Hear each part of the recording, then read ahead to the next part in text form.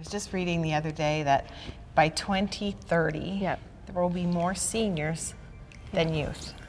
Is that right? It's a pretty incredible statistic. We're so lucky in Canada to have a healthy population who's aging and living longer than ever before. And so with that comes so many challenges, but opportunities as well. And I'd love to share more about it with you. Well, let's walk and talk. Okay.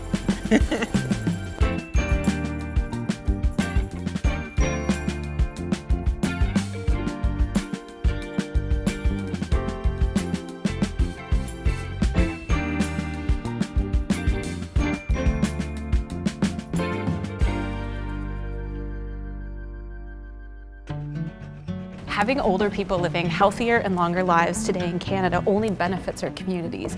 Providing economic support to our communities, providing unpaid and paid caregiving to families, to young families, and just providing their knowledge to whatever it is that they're contributing to. So we have older volunteers, people working longer.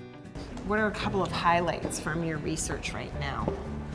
We know that providing intergenerational connection in whatever way is a fundamental way to, acknowledge the contributions of older adults and continue benefiting from that and sharing their knowledge and that sort of thing with others. So having intergenerational connections is important.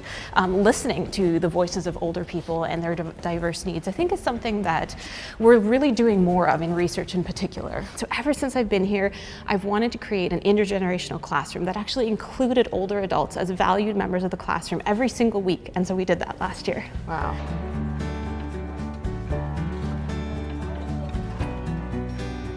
Hi, Nadine. There's lots of important things we talk about, pushing back against, and ageism isn't one of those things you necessarily hear about.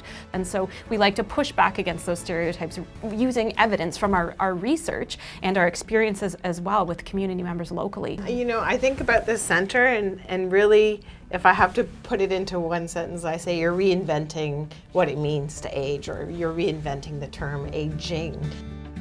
Trent has a super important role in changing the narrative and trying to influence social policy and structures. The idea of welcoming aging, which pushes back against ageism and discrimination around aging. What could we be doing better in Canada for everyone, but in particular for our aging population? You've probably heard the term aging in place. It's used often as a buzzword, and I think aging in place is really, really important. But what we fall down on is how to age in place, how to support people aging in place so that they're not aging in a place that's not suitable for them, whatever that means. So finding ways from older adults themselves to support aging in place and to support communities and municipalities who are trying to do so, I think that's absolutely fundamental. Trent is facilitating a groundbreaking project, the long-term care and senior home and seniors village that is that's coming soon. Yeah, I love that it's a two-way street.